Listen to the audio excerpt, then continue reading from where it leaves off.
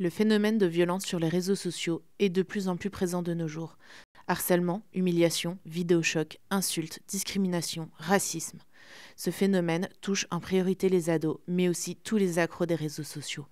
La violence au quotidien pour les réseaux sociaux, ce serait plus par exemple sur le physique, sur tout ce qui est racisme. Ouais, il y a pas mal de gens qui peuvent se défouler ou balancer ce qu'ils ont à dire. Les vidéos vont directement être postées sur internet. Enfin, il y aura tout le temps des critiques, des débats là-dessus, mais après je pense pas que ça soit non plus. On voit pas non plus que ça. Facebook, j'appelle ça par exemple le mur des lamentations, où les gens ils déversent ce qu'ils peuvent pas dire forcément en public. C'est devenu une normalité au final de déverser son venin sur son mur. C'est presque banal les violences sur les réseaux sociaux. Sur les réseaux sociaux, il n'y a pas forcément de limite. Tout ce qui est verbal, mais à travers les vidéos aussi, les images peuvent être de plus en plus choquantes. Une dizaine d'adolescents se suicident chaque année en France à cause du cyberharcèlement. 40% des élèves ont déjà subi des harcèlements. Ils n'ont plus de répit car ils sont en permanence harcelés sur les réseaux sociaux qu'ils ne quittent jamais vraiment. 22% des élèves harcelés n'en parlent jamais. 85% des harcèlements se passent dans le cadre d'un groupe. 61% des harcelés ont des idées suicidaires. C'est que les gens ils sont derrière leur ordi et puis ils disent nul.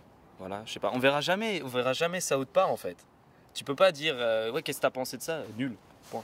Alors on peut être plus impulsif derrière un écran parce que ça va être plus simple au final. C'est toujours plus facile de critiquer derrière un écran qu'en face. On n'aura pas du coup pas de préjudice.